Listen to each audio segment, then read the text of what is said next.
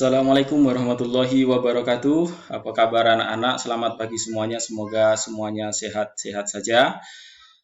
Hari ini kita bertemu lagi di pembelajaran fisika yang kedua, tetap di channel YouTube Wahyu Timbul Sutopo.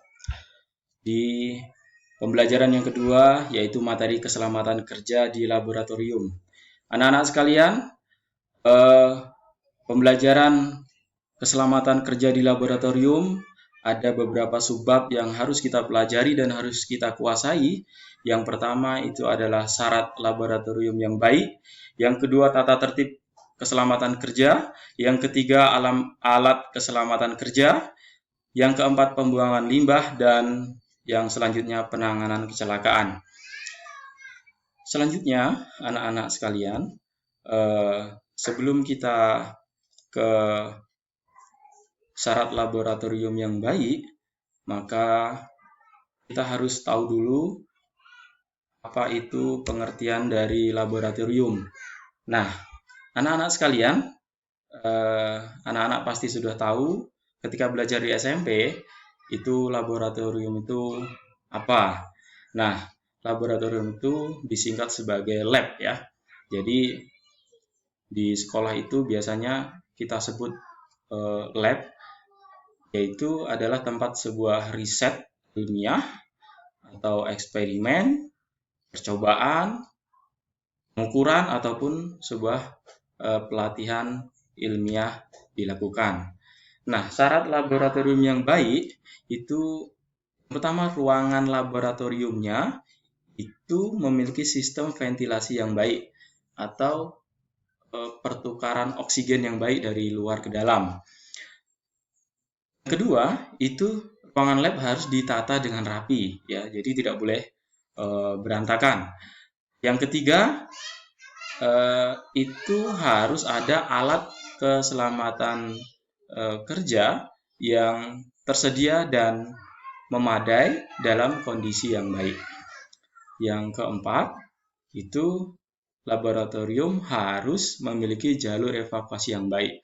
Artinya, jalur evakuasi itu ketika terjadi gempa, ketika terjadi kebakaran, atau ketika gedung itu roboh, itu harus ada jalur evakuasi yang baik. Misalnya pintu depan dan pintu belakang itu harus terbuka dengan lebar. Nah, selanjutnya, anak-anak, ini adalah tata tertib keselamatan kerja di laboratorium. Ini sangat penting sekali, ini harus kita sampaikan. Kenapa ini menjadi dasar bagi anak-anak sekalian untuk di tahap sekolah menengah atas sampai nanti di perguruan tinggi. Bahkan ketika anak-anak menjadi ilmuwan, ini harus menjaga tata tertib laboratorium yang ada. Yang pertama, dilarang mengambil atau membawa keluar alat-alat serta bahan dalam laboratorium tanpa seizin petugas laboratorium. Yang kedua, orang yang tidak berkepentingan dilarang masuk ke lab. Yang ketiga, gunakan alat dan bahan sesuai dengan petunjuk praktikum yang diberikan. Yang selanjutnya, jangan melakukan eksperimen sebelum mengetahui informasi mengenai bahaya bahan kimia, alat-alat, dan cara pemakaiannya. Jadi kita tidak boleh langsung memakai atau melakukan sebuah eksperimen tanpa tahu petunjuk atau bahkan tidak bertanya kepada petugas laboratorium. Selanjutnya, bertanyalah jika Anda merasa ragu-ragu. Jadi kita harus bertanya ketika ragu-ragu berada di laboratorium. Selanjutnya, mengenali semua jenis peralatan keselamatan kerja. Terus pakailah jas lab saat bekerja di laboratorium. Ini wajib karena ketika terjadi hal-hal yang tidak diinginkan di lab, itu sesuatu itu akan terkena di jas lab terlebih dahulu sebelum sampai ke tubuh kita. Jadi ini fungsinya sebagai pelindung tubuh kita. Selanjutnya, harus mengetahui cara pemakaian alat darurat seperti pemadam kebakaran, air shower, respirator, dan alat keselamatan kerja lainnya. Selanjutnya, Jika terjadi kerusakan atau kecelakaan, sebaiknya segera melaporkannya ke petugas laboratorium. Terus, berhati-hatilah bila bekerja dengan asam kuat, reagen korosif, reagen-reagen yang volatil dan mudah terbakar. Misalnya H2SO4, Cl itu termasuk asam kuat. Karena kalau ini sampai terkena mata, terkena kulit, ini akan sangat mudah sekali kulit kita itu akan terbakar olehnya. Selanjutnya, setiap pekerja di laboratorium harus mengetahui cara memberi pertolongan pertama pada kecelakaan. Terus, buanglah sampah pada tempatnya. Usahakan untuk tidak sendirian di ruang lab. Nah, kenapa ini tidak boleh kita bekerja di dalam lab itu sendirian? Karena jika terjadi sesuatu, misalnya keracunan, ya kan, ini kita tidak ada yang menolong. Artinya, kita harus minimal itu di laboratorium itu harus ada orang dua.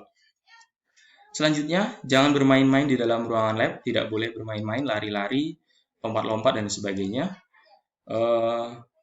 Lakukan latihan keselamatan kerja secara periodik. Jadi kita berlatih keselamatan kerja secara berkala.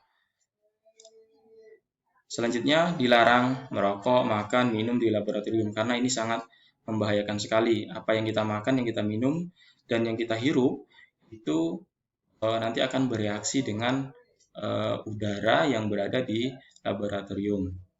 Nah, selanjutnya anak-anak sekalian, kita akan satu persatu kita akan kenalan dengan alat keselamatan kerja yang lazim dan wajib berada di laboratorium. Yang pertama, ini apa ini anak-anak? Ini adalah sebuah pemadam kebakaran. Jadi saya yakin anak-anak itu sudah sering melihatnya. Ini setiap laboratorium itu harus ada pemadam kebakaran. Selanjutnya ini ada ice washer. Apa ini anak-anak? Ini adalah pencuci mata.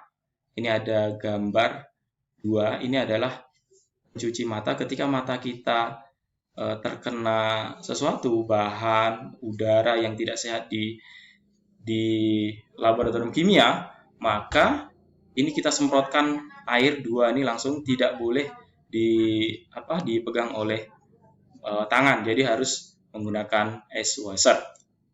Selanjutnya, ini ada water shower. Water shower ini kalau di dalam bahasa kita adalah keran, ya kan, keran air. Jadi ini wajib hukumnya di dalam lab itu ada water shower. Ini gunanya untuk mencuci, ya kan, membersihkan sesuatu yang ada di lab, bersihkan tangan dan lain sebagainya. Selanjutnya itu harus ada kotak P3K. Terus, nah ini ada jas lab. Ini wajib kita gunakan. Jadi anak-anak nanti ketika masuk lab itu harus wajib menggunakan jas lab. Dan alat keselamatan kerja selanjutnya itu ada obat-obatan, ada kapas, terus ada plester, ya, plester pembalut. Jadi ketika tangan kita luka, ya kan, di lab itu harus sesegera mungkin diberikan obat, kapas, dan dibalut dengan plester pembalut. Saya kira anak-anak dari 1, 2, 3, 4, 5, 6 alat keselamatan kerja ini saya kira sudah paham. Kita lanjut ke selanjutnya, yaitu simbol keselamatan kerja. Nah, ini anak-anak, ini terdapat simbol keselamatan kerja dari atas ke bawah. Ini kita lihat keterangannya seperti apa. Yang pertama, ini adalah animal hazard, adalah bahaya yang berasal dari hewan. Mungkin saja hewan itu beracun karena telah disuntik bermacam-macam zat hasil eksperimen atau dapat menggigit dan mencakar Anda. Jadi kalau ada simbol seperti ini artinya ini berbahaya. Selanjutnya, sharp instrument hazard, bahaya yang berasal dari benda-benda yang tajam. Ini bisa melukai dan ini tandanya ada darah, ya. Nah, itu. Selanjutnya, heat hazard. Ini bahaya yang berasal dari benda yang panas. Jadi kalau ada tanda seperti ini, artinya ini panas, ya kan. Jadi ini tidak boleh didekati atau disentuh langsung dengan tangan. Selanjutnya, glass glassware hazard atau bahaya yang berasal dari benda yang mudah pecah. Artinya kalau ada seperti ini, artinya benda-benda tersebut itu mudah pecah. Kita harus kita harus hati-hati dalam menggunakannya, karena kalau tersenggol, jatuh ke lantai, ini mengakibatkan benda tersebut akan pecah. Selanjutnya ada chemical hazard, adalah bahaya yang berasal dari bahan kimia. Nah, ini adalah tanda bahaya dari bahan-bahan kimia. Selanjutnya, electric hazard, bahaya yang berasal dari benda-benda yang mengeluarkan listrik. Kalau ada tanda seperti tanda petir seperti ini, ini adalah tanda bahaya bahwa yang ada dalam tanda itu ada arus listriknya. Selanjutnya,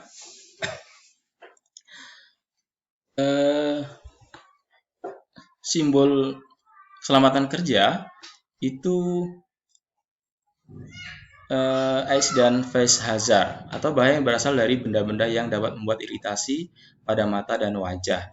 Jadi kalau ada tanda ini, kita diwajibkan itu menggunakan kacamata dan face hazard, face shield ya maksud saya ya. Jadi kita wajib menggunakan ini karena ini akan berbahaya bagi mata dan wajah kita kalau kita tidak menggunakan alat tersebut. Terus selanjutnya fire hazard, atau bahaya yang berasal dari benda yang mudah terbakar. Ini misalnya ada benda-benda yang mudah terbakar. Jadi kalau ada tanda seperti ini, itu adalah benda-benda tersebut itu sangat mudah sekali terbakar. Misalnya ada minyak tanah, bensin, atau spiritus, ya kan? Ini pasti ada tanda seperti ini. Ini tidak boleh kita untuk main-main, dan kita tidak boleh dekatkan dengan arus listrik, tidak boleh, karena ini sangat berbahaya sekali. Selanjutnya ada biohazard, adalah bahaya yang berasal dari bahan biologis. Bahan biologis itu misalnya penyakit-penyakit mematikan seperti AIDS, atau yang sekarang ini adalah misalnya virus corona misalnya. Misalnya di dalam lab itu kita simpan sebuah virus corona, jadi ini ditandai seperti ini, tidak boleh disentuh. Selanjutnya ada laser radiation hazard, atau bahaya yang berasal dari sinar laser. Ini tandanya seperti ini. Selanjutnya radioaktif, bahaya yang berasal dari benda radioaktif. Ini tandanya seperti